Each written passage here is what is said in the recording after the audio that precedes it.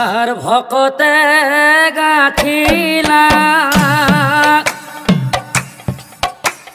তুলসীর মালা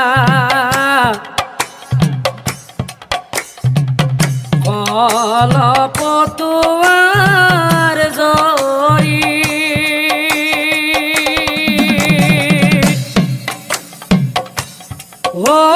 লাহে কই ধরিবা ইপানা মারিবা এই বেলি রাখিবু হরি এই বেলি রাখিবু হরি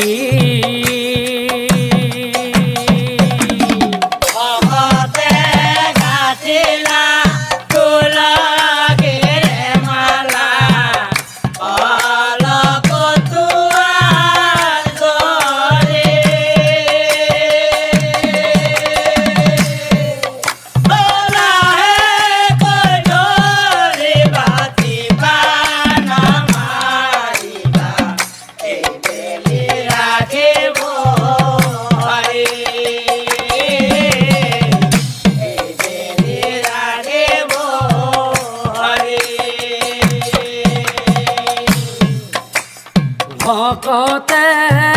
গাঁঠিলা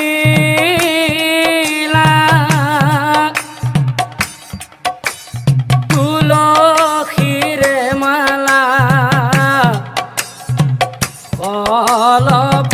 কলপতুয়ার জরি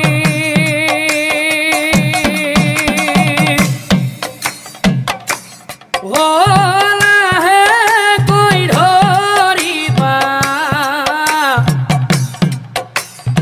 ইপানা মারিবা এই বেলি রাখিবু হরি এই বেলি রাখিবু হরি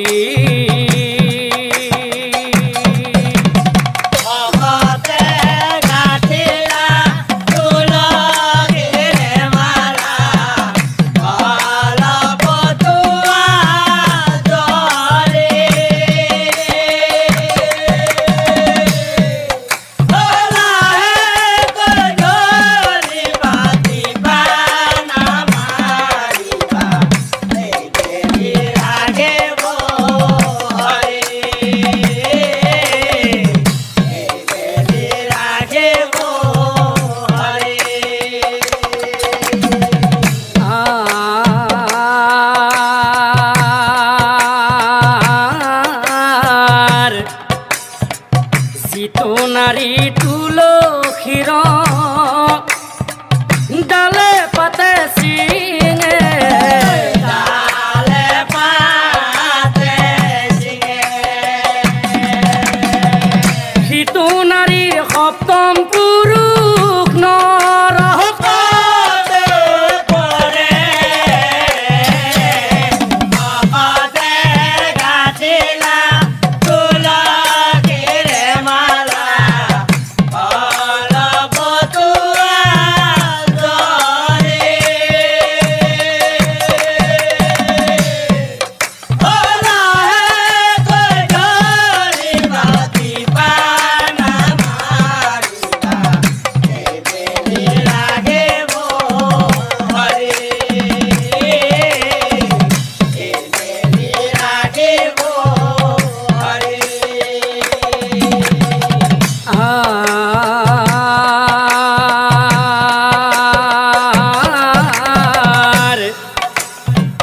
জিতো নাৰী তুলসীৰ গছে পানী ঢালে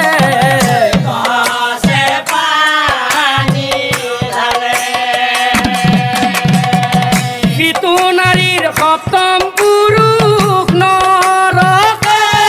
উদ্ধাৰে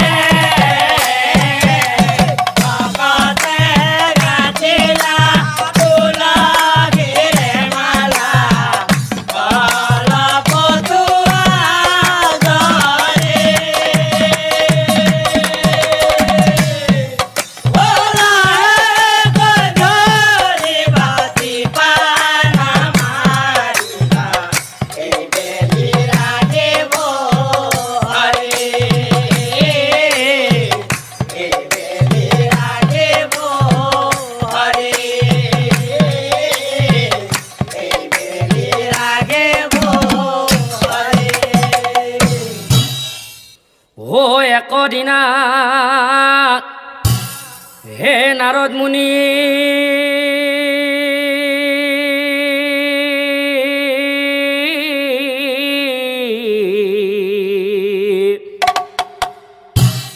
হৈ উঠিয়া ভাতে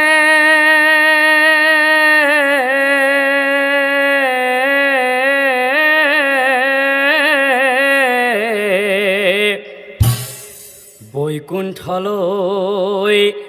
যাওঁ বুলি ভাবিলাম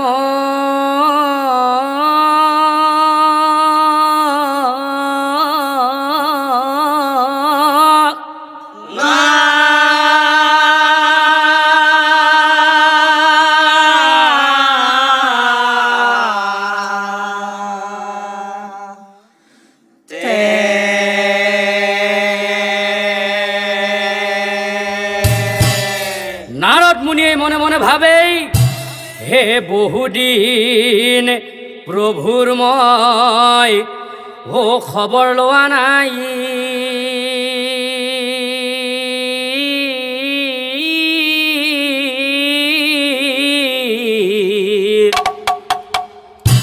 আৰু সেই কাৰণে আজিয়েই প্ৰভুৰ মই খবৰ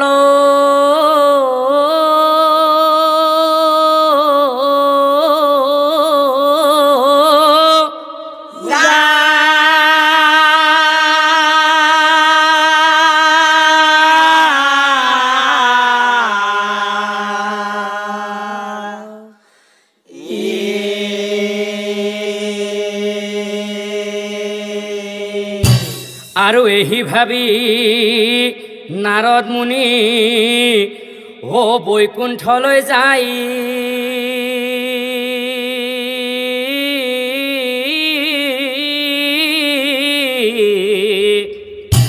আৰু বৈকুণ্ঠত গৈ নাৰদ মুনিয়ে আচৰিত বস্তু এক দেখিবা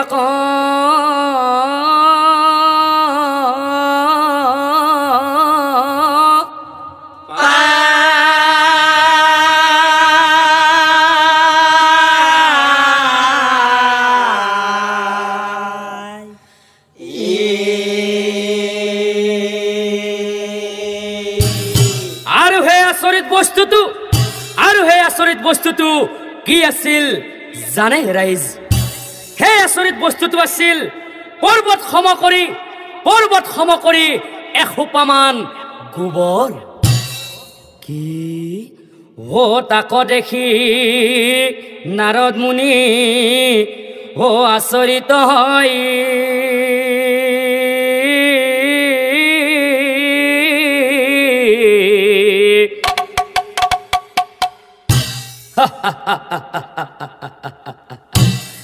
হাহি হাহি নারদ মুনি কৃষ্ণ রাগে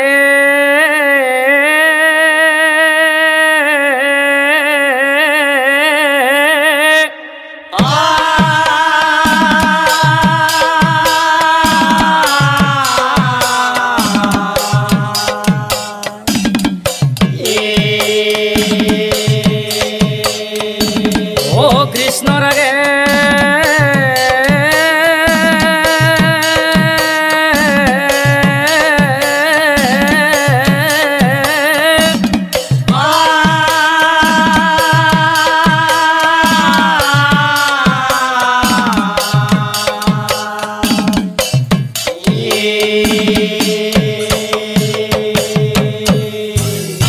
প্রভু প্রভু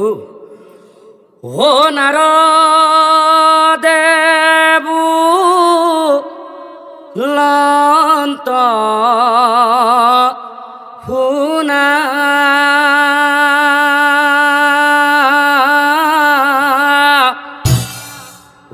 প্রভু দয়া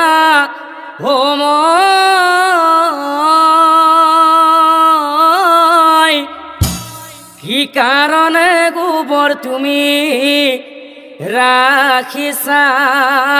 সজাই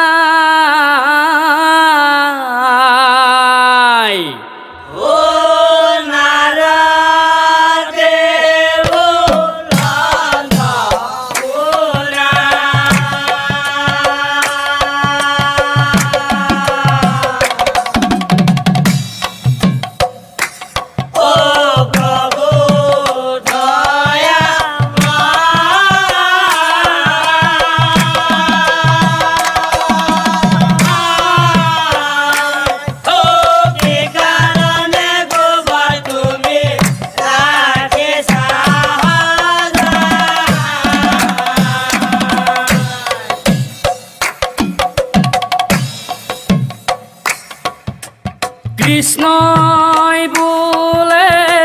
শুনা নাৰদ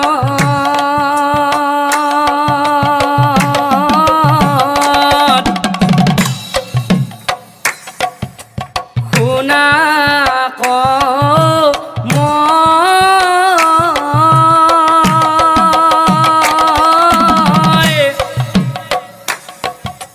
কি কাৰণে গোবৰ মই ৰাখিছো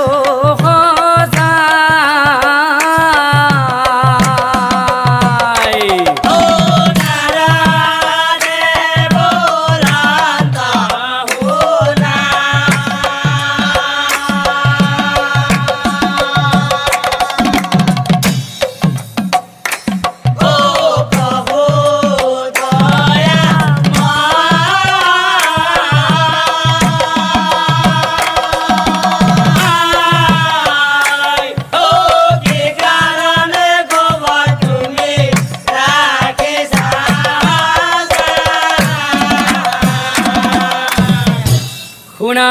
মুনি নাৰদ এই বৈকুণ্ঠত মই অকল গোবৰেই ৰখা নাই এই বৈকুণ্ঠত মই আৰু বহুতো ভাল ভাল বস্তু সজাই ৰাখিছো আছোৱা মুনি নাৰদ এই খোজে দেখিছা গৃহ সজাই থৈছো আৰু সেই গৃহৰ ভিতৰত কি দেখা পোৱা তুমি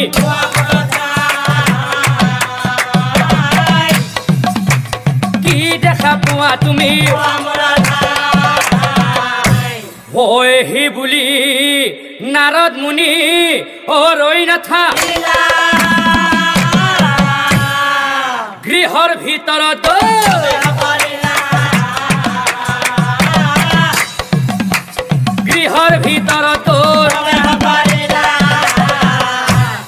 গৃহটিৰ ভিতৰত গৈ নাৰদ মুনিয়ে দেখা পালেই সোণৰ পালেং সোণৰ কথা দেখিবা ক পাইলা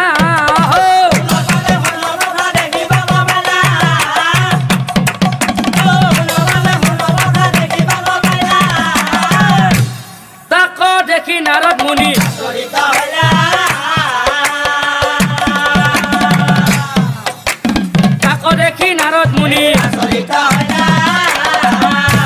নাৰদ মুনিয়ে মনে মনে ভাবেই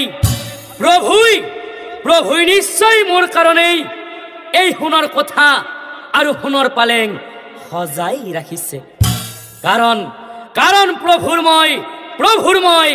একান্ত ভকত হি ভাবি নাৰদ মুনি ওলায়া সন্মুখতে কৃষ্ণ প্ৰভুক দেখিবা সন্মুখতে কৃষ্ণ প্ৰভু তেতিয়া প্ৰভু শ্ৰীকৃষ্ণই নাৰদ মুনিক চাই কৈছিল নাৰদ মুনি সেই গৃহটিৰ ভিতৰত গৈ তুমি কি দেখা পালা কোৱাচোন প্ৰভু সেই গৃহটিৰ ভিতৰত গৈ মই দেখা পালো সোণৰ কথা সোণৰ পালেং দেখিবা পালো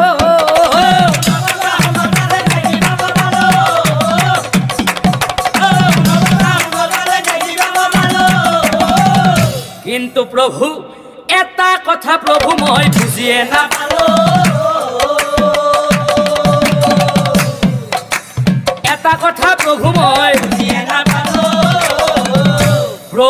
প্ৰভু এই বৈকুণ্ঠত আপুনি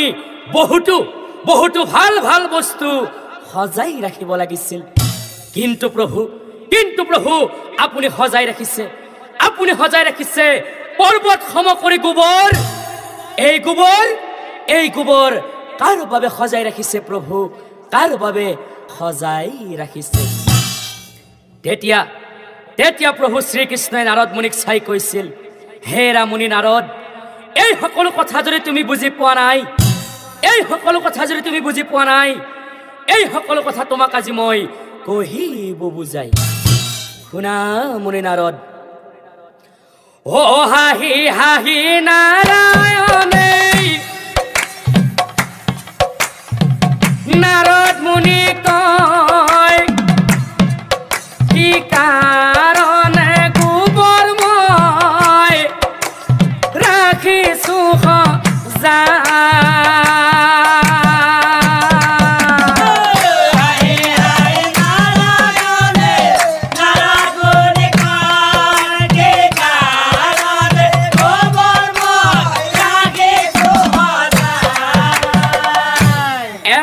মনে শুনা নাৰদ মোহৰ বচন তেতিয়াহে বুজি পাবা ইয়াৰ বিৱৰণ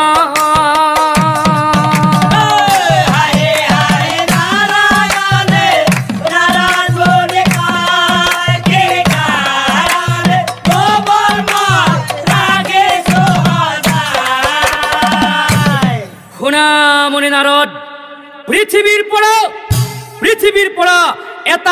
এটা মহান আত্মা এই বৈকুণ্ঠলৈ আহিব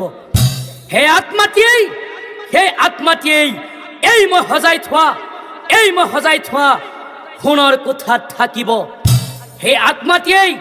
এই মই সজাই থোৱা সোণৰ পালেঙত শুব কিন্তু মুনি নাৰদ সেই আত্মাটিয়েই এই বৈকুণ্ঠত ভাত খাব নোৱাৰিব আত্মাটিয়ে খাব লাগিব এই মই সজাই থোৱা গোবৰ খাব লাগিব অ মুনি নাৰদ আত্মাটিয়ে খাব লাগিব এই মই সজাই থোৱা গোবৰ তেতিয়া নাৰদ মুনিয়ে প্ৰভু কৃষ্ণক চাই কৈছিল প্ৰভু এই কথা প্ৰভু মই বুজি পোৱা নাই সোনকালে প্ৰভু মোক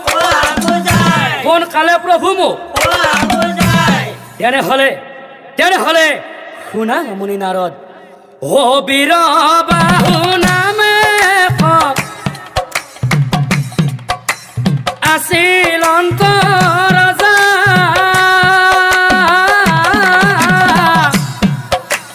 দান ধৰ্ম কৰি ৰজাই পালে কব প্ৰজা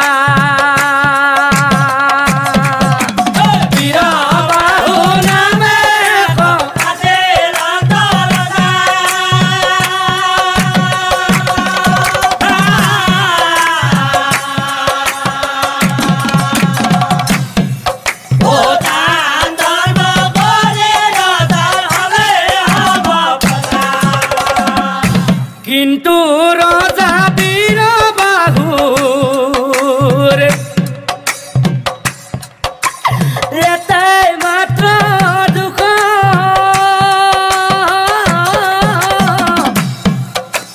দেখা পোৱা নাই ৰজাই সন্তানৰ মুখ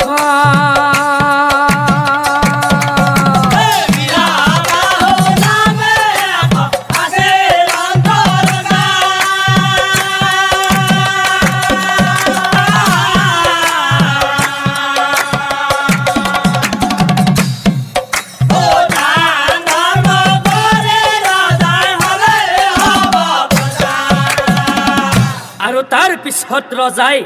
হে যাইক যজ্ঞ যিমান আছিল সকলোকে তথাপিতো ৰজা ৰাণীৰ সন্তান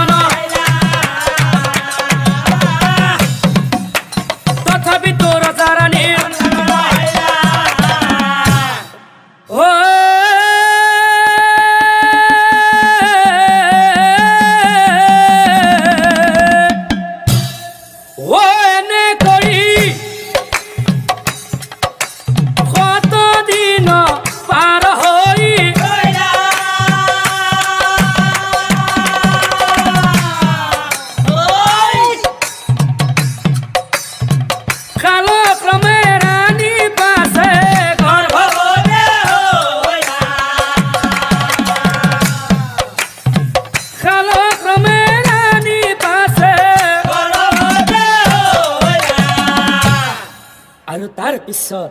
ও আজিকালি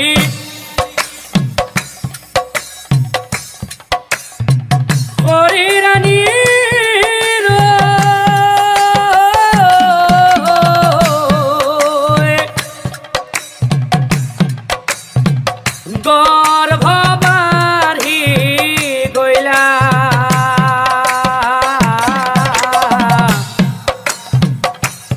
দেখি ৰজাৰ মনত হৈ আনন্দ লীলা হৈ আনন্দ লীলা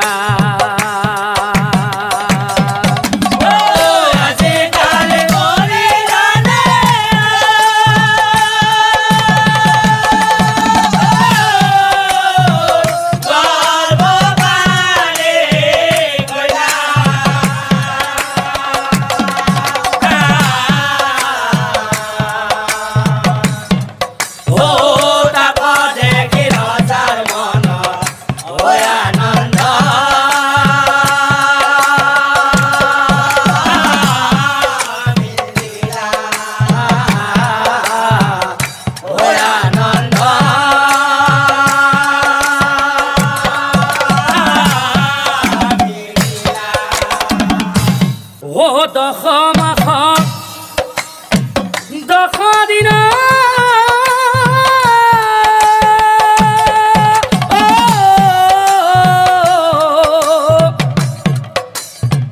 যাবে পূর্ণ হইলা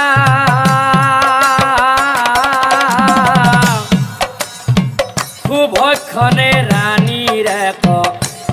কন্যায়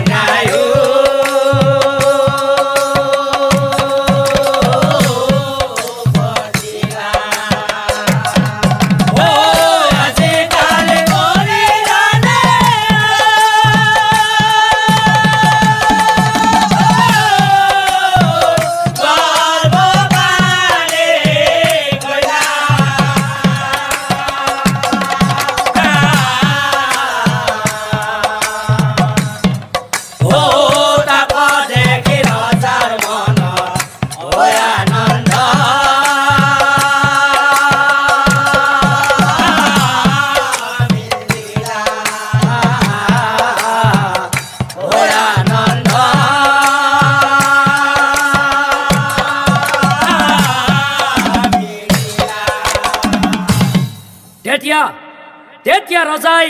ৰাণীক চাই কৈছিল, শুনা ৰাণী, তুমি দেখিলা নহয়, ভগৱানে আমাৰ মনৰ কথা শুনা পালে, আৰু সেইকাৰণেই তেওঁ আমাৰ বুকুৰ মাজলৈ এই মৰম লগা কন্যাজনীক পঠাই দিলে। এইক মই তুলি তালি ডাঙৰ দীঘল কৰিম, আৰু উপযুক্ত বয়সত এটি ধুনীয়া দৰা চাই এইক মই বিয়া দিম। আৰু তাৰ পিছত ৰজাই হে গণক দেৱক বীৰবাহুই মাতি গণি পঢ়ি কন্যাৰ নাম মোহিনীৰা, গণি পঢ়ি কন্যাৰ নাম এই কথা নগৰত প্ৰচাৰ হইলা,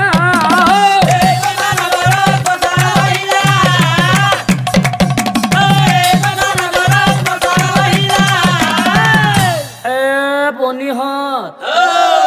নাৰী গণে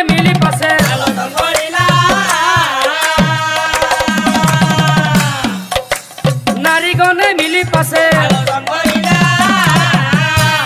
ও বনিহত ও তহঁতে শুনা নাই? সঁচাকে শুনা নাই? মোৰ মাই ও বনিহত ও আমাৰ ৰজাৰ এই বুঢ়া কালত এটা বোলে মোৰ আইঠা কলত দৰে চলি হৈছে। অ বনিহত যেহেতু আমার রাজ্য চলি হয়েছি আমার রজার চলি হয়েছি বাসায় বুড়া কালত চলির মুখ দেখা পাছি আমি একবার খবর লয় আহ বল খবর লবা যাবি খবর লবা যাবি বনিহত আমি খবর লবা যাম পিছে আমি গান মারি মারি যাম চলি জন্ম হওয়া কথা হয় না নহয় বনিহত তহতে মোৰ লগত ধৰি যাবি অ বনিহত হোয়া চলি চাবাক লাগি ৰজাৰ ঘৰে যাম আহয়া আপি চাবাক লাগি ৰজাৰ ঘৰে যাম আমাৰ দেখোন চলি হয় কেঁচা শিঙিৰ দৰে বনি কেঁচা শিঙিৰ দৰে ৰজা দেখোন চলি হয় জগল দৰে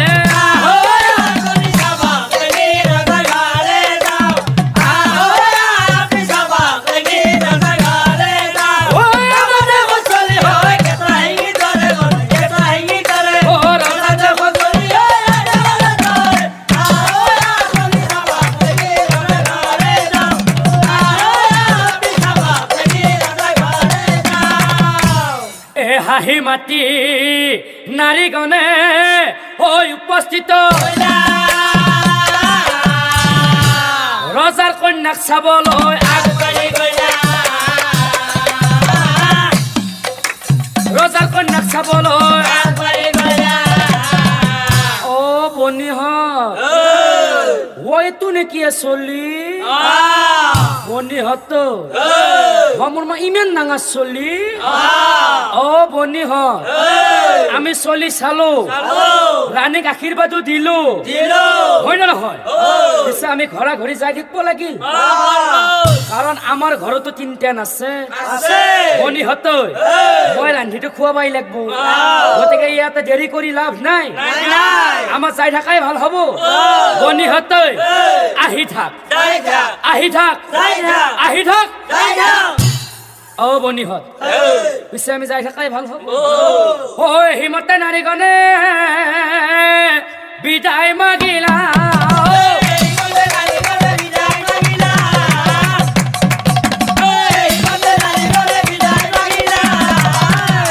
আতাই অনন্তৰে শুনা যেন কথা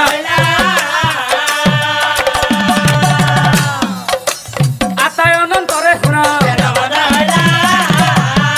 কিন্তু চাওক ৰাইজ বিধিৰ লিখন নাযায় খণ্ডন যিদিনাখনৰ পৰাই নাৰীগণে সেই শিশুটিক আৰু ৰাণীক আশীৰ্বাদ দিছিল সেই দিনাৰে পৰা ৰাণীৰ অচিন ৰোগ আৰম্ভ হৈছিল বিধিৰ লিখন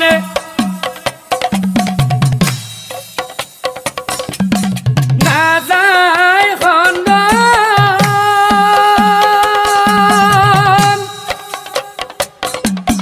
কোনেনো মচিব পাৰে কপালৰ লিখন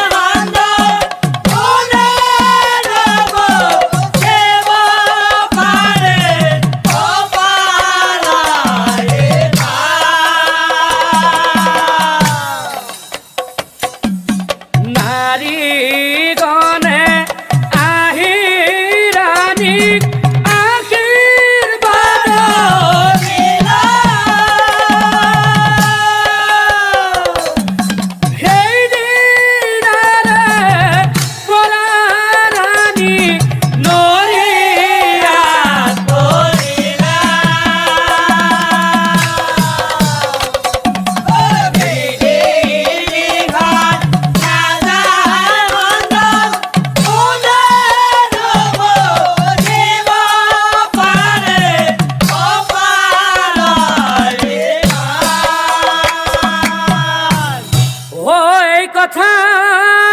বীৰবাহু শুনিবা কমাইলা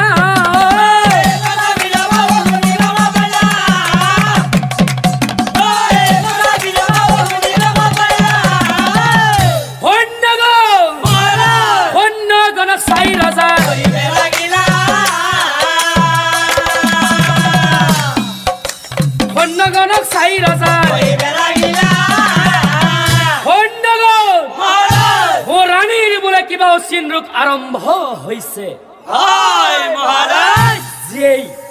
যেই মোৰ ৰাণীৰ ৰোগ ভাল কৰিব পাৰিব যেই মোৰ ৰাণীৰ ৰোগ ভাল কৰিব পাৰিব তেওঁকে মই সহস্ৰ সোণৰ মুদ্ৰা আৰু অৰ্ধৰাজ্য দান কৰিম ও কথা শুনি সৈন্যগণে ৰৈ নাথাক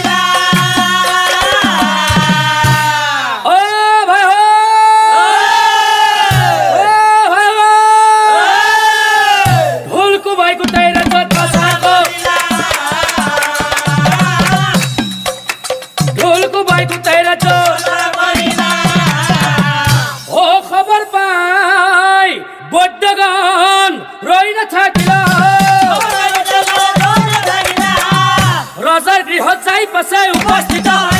ৰজাৰ গৃহত যাই পাছে এই কথা কিমান বদ্ধ আহি ৰাণী কছা তথাপিতো ৰাণীৰ ৰোগ ভাল নহয়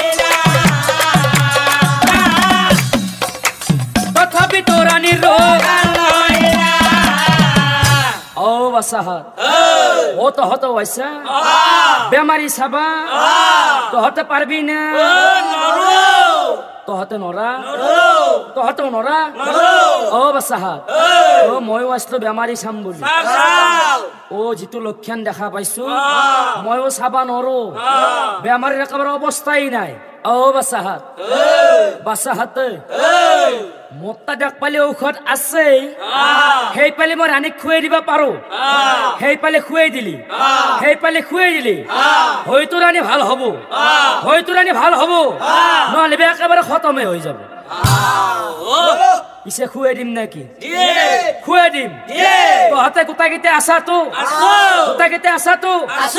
ধৰবি এমাই চাও মুখখন চাও মেলছো বহুদিন আকৌ খোৱা নহয় চাও মই মুখখন মেল ও বাসাহাত ও অলপ ভাল পাছি না ভাল পোৱা না আগতকেও বেছি হৈছে ও বাসাহাত আমি যেটো দেখা পাইছো ইয়াতে থাকি লাভ নাই হয় নহয় আমি বেমাৰী ভাল কৰিব নোৱাৰো ইয়াৰ পৰা আমি যাই থাকাই ভাল হ'ব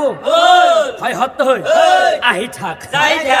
ওই বুলি বদ্ধগণ হে বিদায় মাগিলা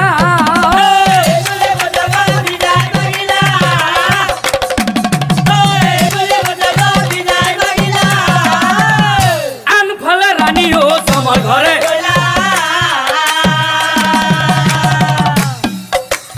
আনফালে রানীও ওই কথা বীরবাহু ও শুনিবাক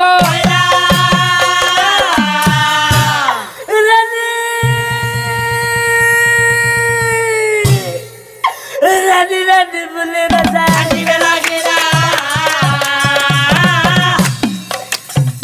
রানী বলি রাজা কান্দে বীর বাহু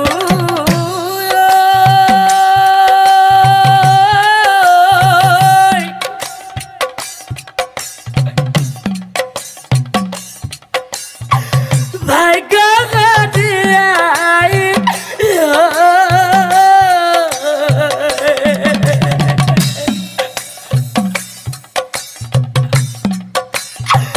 কপালে থাপর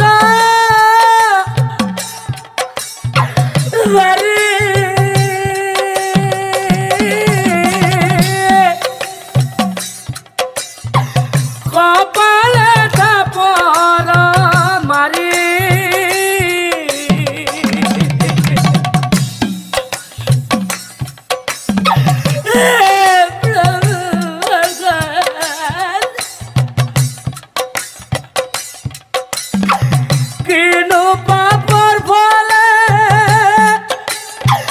রানী কালিনে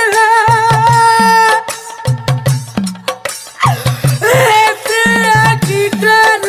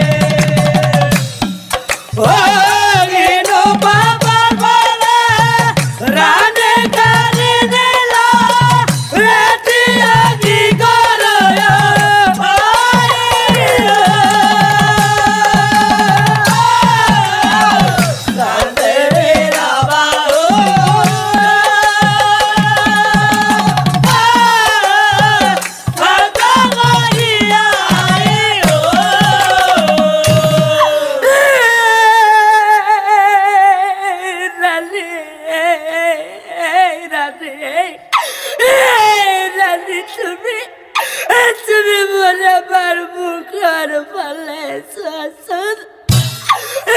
রানী মাত্র এই মাত্র মাত্র বাড়ছে মোর তুমি মোর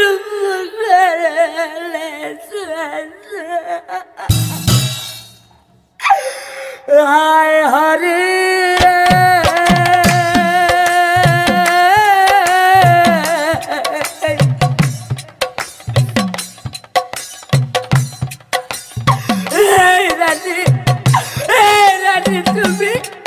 তুমি মাত্র এবার মোর বলে শাসন রানী মই কিবা ভুল করেছিলে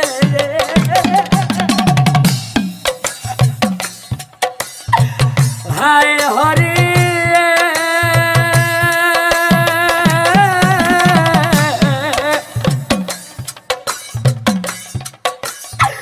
কন্যা জন্ম দিলা খোলা তৈ না পালা অকলে গলায় আমাদের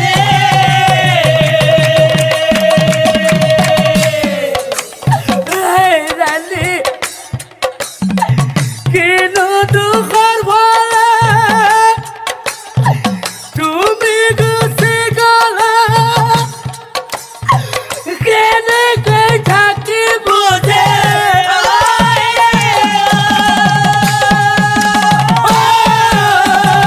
কান্দে বিনাবা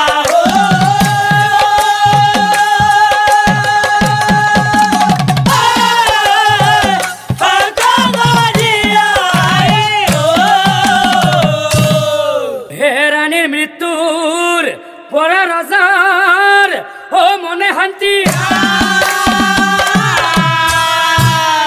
রাজকার্যের প্রতি রাজার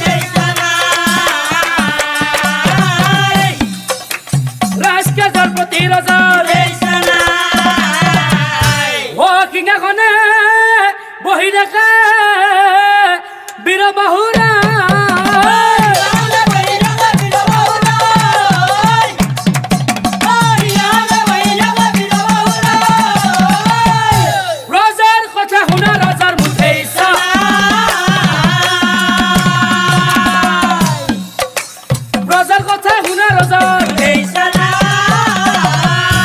কিন্তু চাওক ৰাইজ সেই বীৰবাহুৰ ৰাজ্যত এজন দুখীয়া দৰিদ্ৰ ব্ৰাহ্মণ আছিল ও দিন হৰি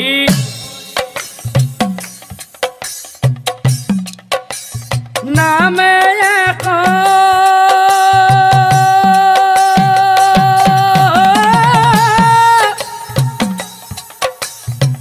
দুখীয়া ব্ৰাহ্মণ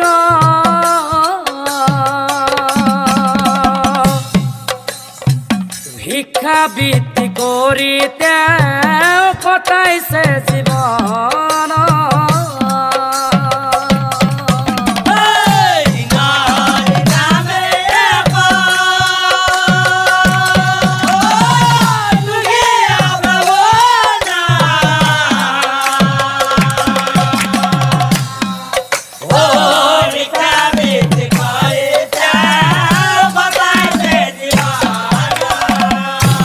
হৰি এখন খুৰাতা চলিব নোৱাৰে ও লাকুতি ধৰিয়া বিপ্ৰয় চলে ধীৰে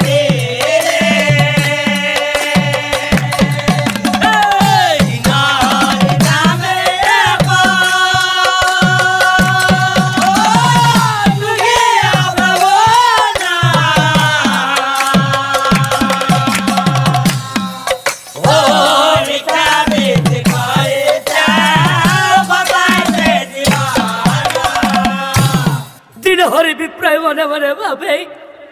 আজি ভাই চাৰিটা দিন একই খাবলৈ পোৱা যায় আজি আজি মই এই বীৰবাহু ৰজাৰ ঘৰলৈ যাম আৰু তাতেই মই কিবা নহয় কিবা অলপ খাবলৈ পাম হৈ ভাবি বিপ্ৰবৰে ৰৈ নাথাক ৰজা গৃহত যাই পাছে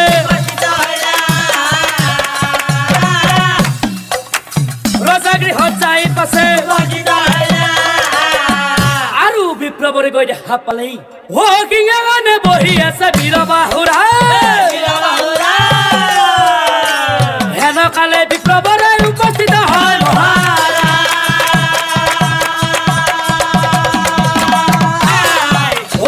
অলপমান অন্ন দিয়া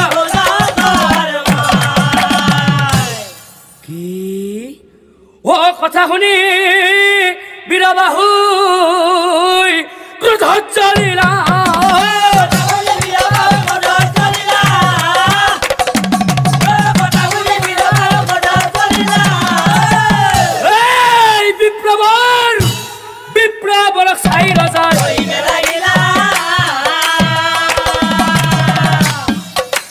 বিপ্ৰবৰক চাই ৰজাৰ বিপ্ৰবৰ কি লাগে অলপ অন্ন লাগে মহাৰাজ অন্ন লাগে এই তই কাম কৰি খাব নোৱাৰ দুটামান অন্নৰ বাবে এনেদৰে ভিক্ষা খুজি ফুৰিছ এই তই লাজ নাপাৱ কি লাগে তোক কি লাগে অন্ন লাগে নহয় ৰবা অলপ সময় ৰবা তোমাক মই অন্ন এতিয়াই দি আছো আৰু তাৰ পিছত ৰজাই এচৰীয়া গোবৰাণী ৰজাই এলো বিপ্ৰবৰ এয়াই তোমাৰ অন্ন তুমি ইয়াৰে যোগ্য বিপ্ৰবৰ তুমি আজি ইয়াকেই খাব লাগিব বিপ্ৰ খাব দিলা এচৰীয়া গোবৰাণী বিপ্ৰ খাব দিলা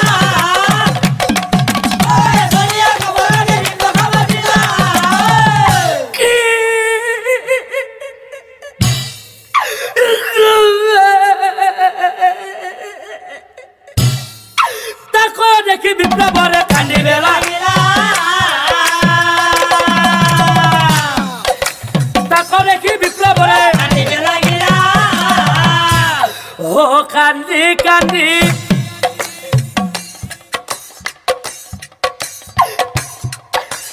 বিপ্লবৰে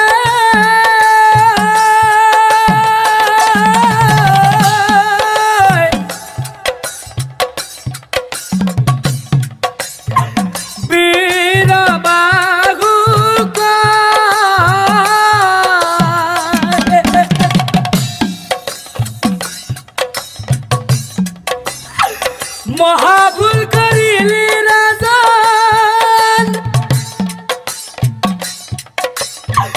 জালিবি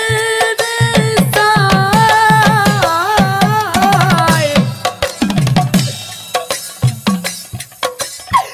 পেটৰ ভোকত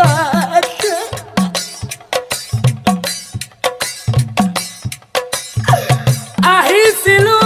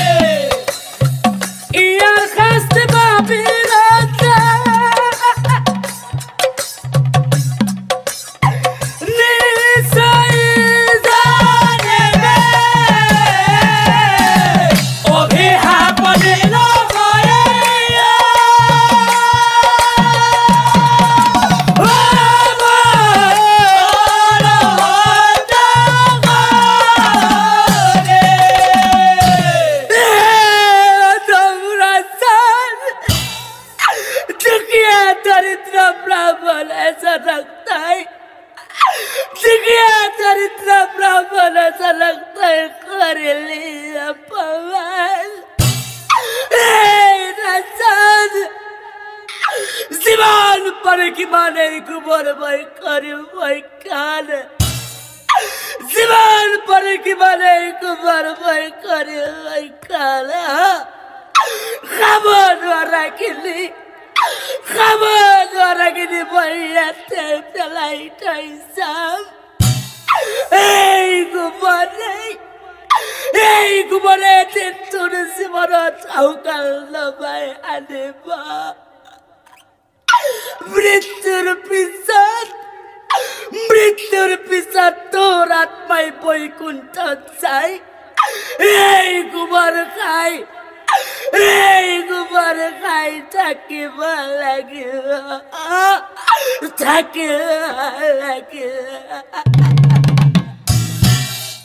আৰু তাৰ পিছত হে বুলি বিপ্ৰবাৰ হে বিদায় মাগিলা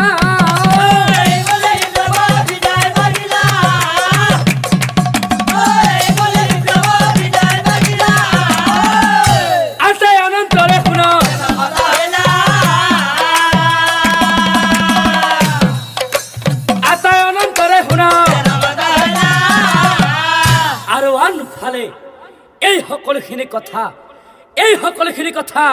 প্ৰভু শ্ৰীকৃষ্ণই নাৰদ মুনিৰ আগত কৈ আছিল এতিয়া বুজিলা নহয় নাৰদ তুমি যে মোক প্ৰশ্ন কৰিছিলা এই বৈকুণ্ঠত মই তাৰ বাবে গোবৰ সজাই ৰাখিছো এই বৈকুণ্ঠত মই সেই বীৰবাহু ৰজাৰ আত্মাৰ বাবে গোবৰ সজাই ৰাখিছো সেই আত্মাটিয়েই এই বৈকুণ্ঠত সোণৰ কোঠাত থাকিব সোণৰ পালেঙত শুব কিন্তু মুনি নাৰদ সেই আত্মাটিয়েই এই বৈকুণ্ঠত এই মই সজাই থোৱা গোবৰ খাই থাকিবই লাগিব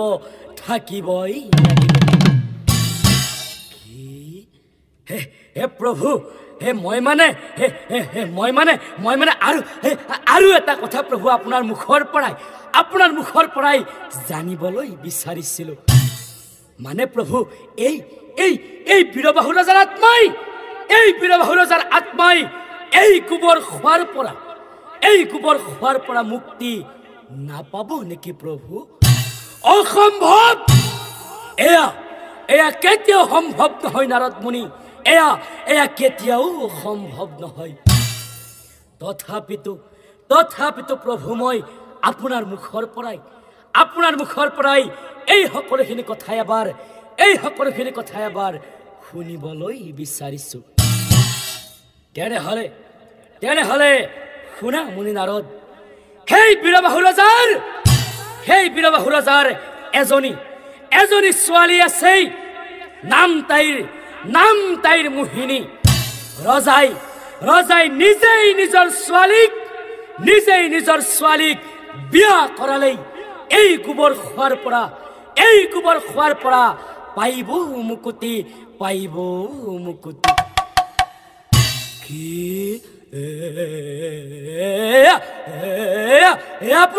আপুনি কি কথা কৈছে প্ৰভু কেতিয়াও সম্ভৱ নহয় প্ৰভু কেতিয়াও সম্ভৱ নহয় অসম্ভৱ তথাপিতো ত্ৰিজগতৰ প্ৰতি হৈ আপোনাৰ মুখৰ পৰাই এই সকলোখিনি কথা ওলাইছে গতিকে এয়া নিশ্চয় চিৰসত্য কথাই হ'ব হে প্ৰভু দয়াময় এবাৰ মই সেই বীৰবাহু ৰজাৰ ঘৰলৈ যাম আৰু তাতেই তেওঁক মই এই সকলোখিনি কথা এবাৰ সুধি চাম আৰু তাৰ পিছত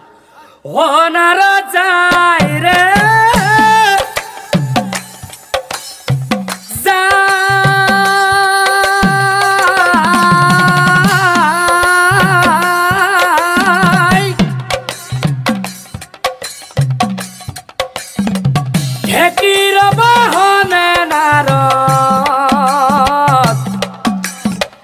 ৰজাৰ গৃহে যায়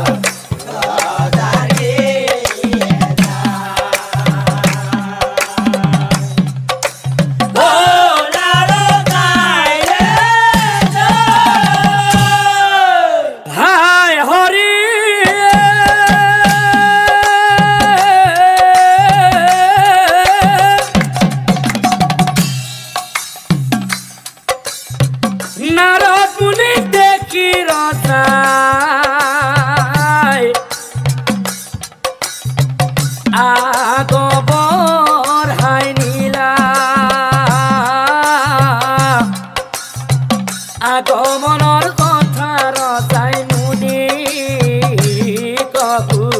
ঢিলা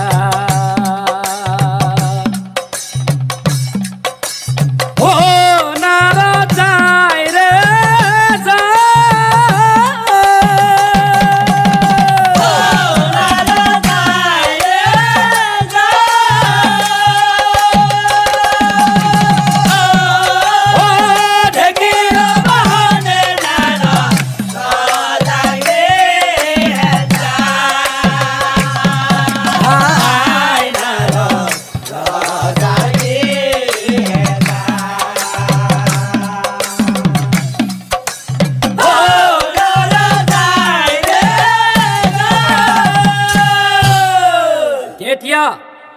নাৰদ মুনিয়ে বীৰবাহু ৰজাক চাই কৈছিল ও ঘূৰি ঘূৰি আহি ৰজা মই ও তোমাৰ ৰাজ্য পালো তোমাক এটা কথা কম বুলি শুনা ৰজা বীৰবাহু এ দান কৰিলে পুণ্য হয় ও জ্ঞানী লোকে আৰু সেই কাৰণে ৰজা তোমাৰ আত্মাই পাব যায় বৈকুণ্ঠত তোমাৰ আত্মাই পাব যায় কিন্তু ৰজা সেই বৈকুণ্ঠত তোমাৰ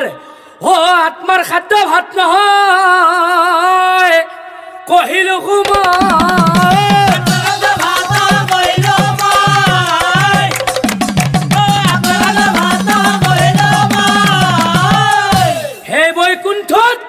তোমাৰ আত্মাৰ খাদ্য গোবৰ হ'ব জানিবানি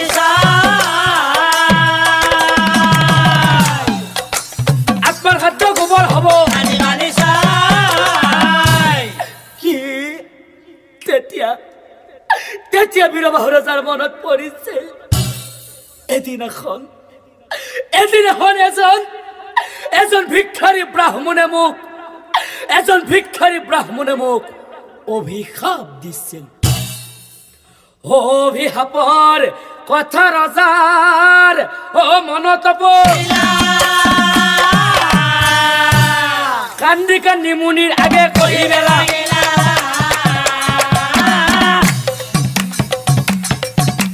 কান্দি কান্দি মুনিৰ আগে কহিবে লাগিলা হে গুৰু কি কৰো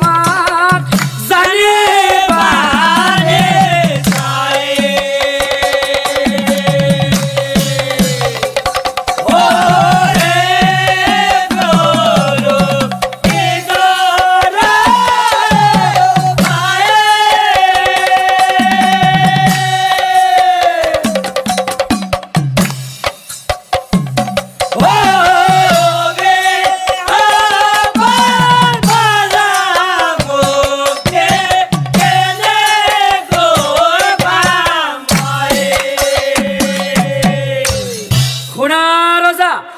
তোমাৰ কন্যা মোহিনী বাবতী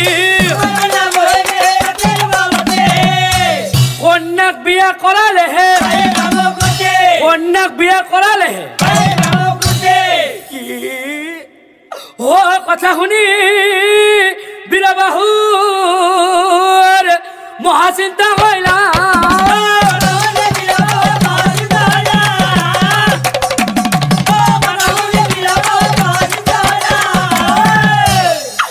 আকাশ ভাঙি আছে মাথা নপৰিলা আকাশ ভাঙি আছে মাথা নপৰিলা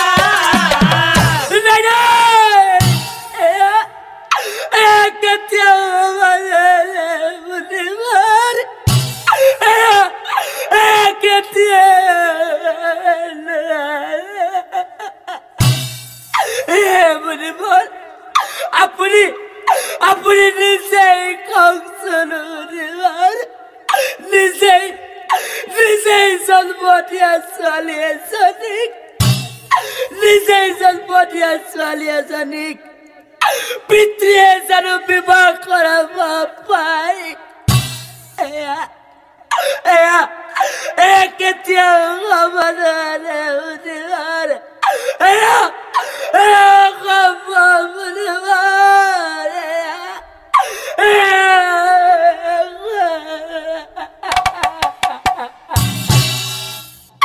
খান্দে বীৰবাহু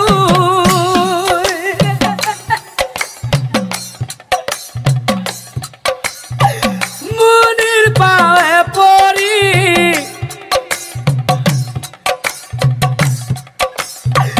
মই হাপাপি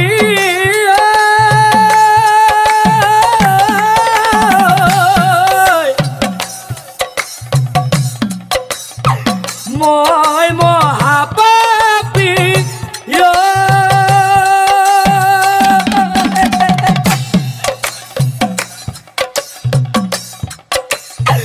নিজৰ কন্যাক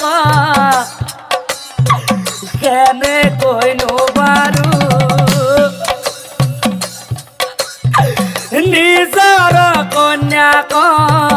কেনেকৈ নোৱাৰো বিবাহ কৰাব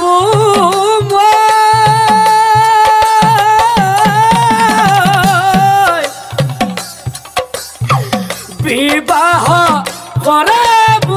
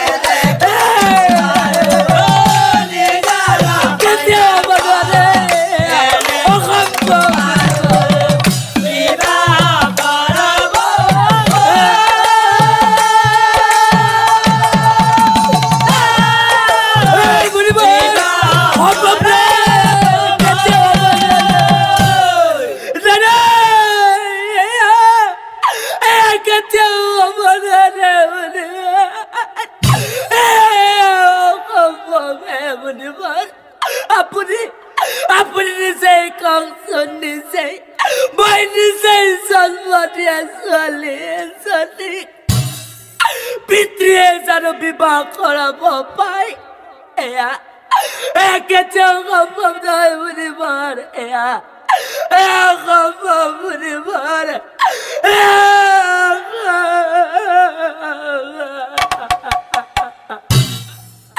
কিন্তু চাওক ৰাইজ এই সকলোখিনি কথা ঘৰৰ ভিতৰৰ পৰাই কন্যা মোহিনীয়ে সকলোবোৰ শুনি আছিল আৰু তেতিয়া মোহিনীয়ে মনে মনে ভাবিছিল নাই নাই পিতাক স্বামী বৰণ কৰিলে যদি পিতাই এই কুমাৰ খোৱাৰ পৰা মুক্তি পায় তেনেহলে পিতাক স্বামী বৰণ কৰাত মোৰ পিতাক স্বামীমানৰ ঘৰত অলপ আপত্তি নাই পিতাক স্বামীমানৰ ঘৰত অলপ আপত্তি মা তুমি আমাক কি এৰি গলা আজি মই এটা বৰ ডাঙৰ কৰ্ম কৰি ওলাইছো মা কোনোদিনে তুমি ভুললে যোৱা নাই মা কোনোদিনে তুমি ভুললে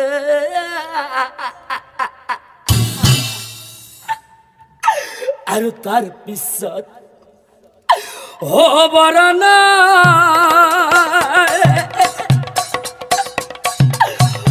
মালা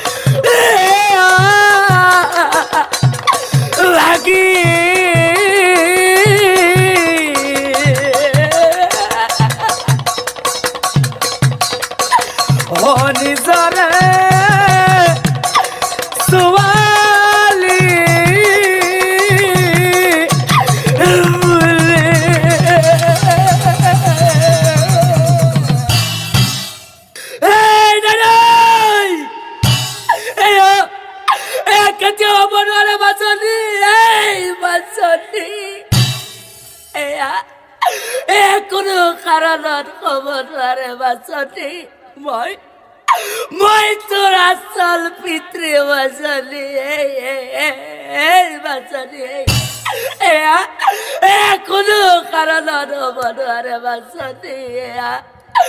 কোনো কাৰণত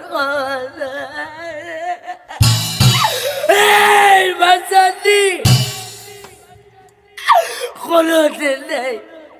কোনোদিনে তই পিতৃ আৰু কন্যাৰ মাজত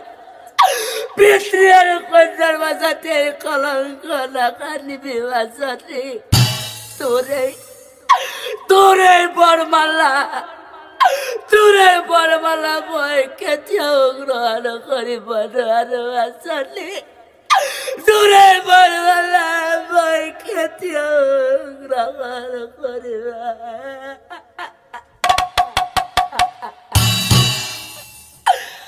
আৰু তাৰ পিছত ৰজাই আত্মহত্যা কৰো বুলি গংগাৰ তীৰে হেনকালে নাৰদ মুনি উপস্থিত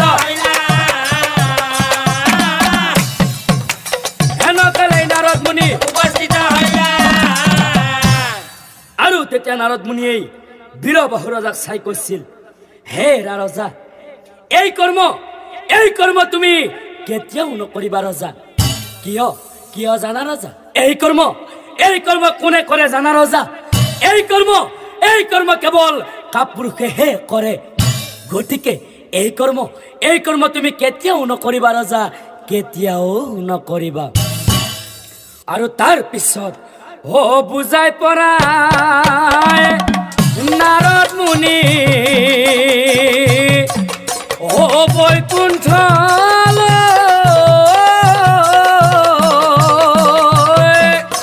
গ'লা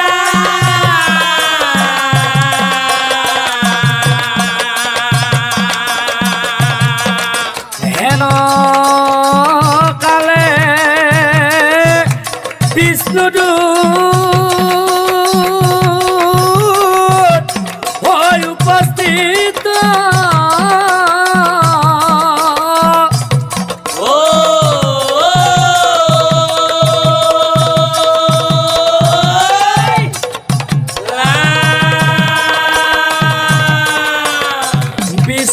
মৃত্যুতে রাজার আত্মা ও বৈকুণ্ঠ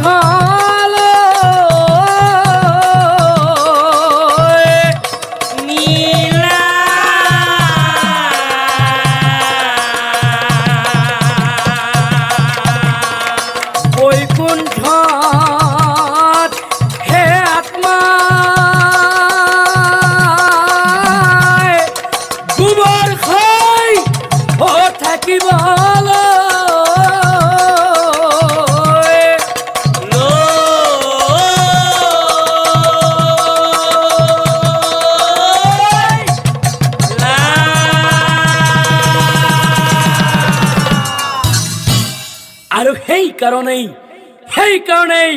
শাস্ত্ৰই কয় জীৱৰ মৰণ নাই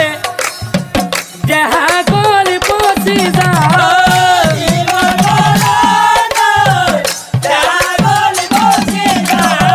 জীৱৰ মৰণ নাই দেহা গলি পচি যায়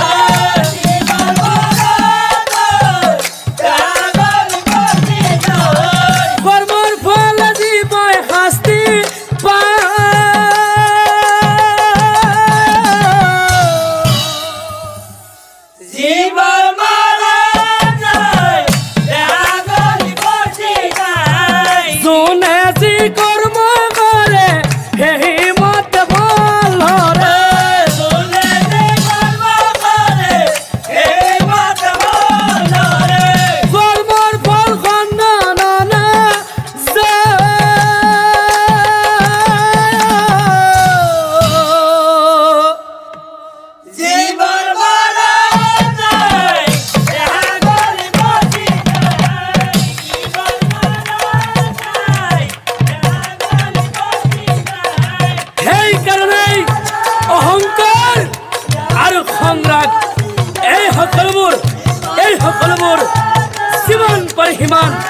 যিমান পৰিমাণ পৰিত্যাগ কৰি চলিবলৈ শিকা নহলে বীৰ বাহুৰ দৰে হ'ব এদিন নিশ্চয় জানিবা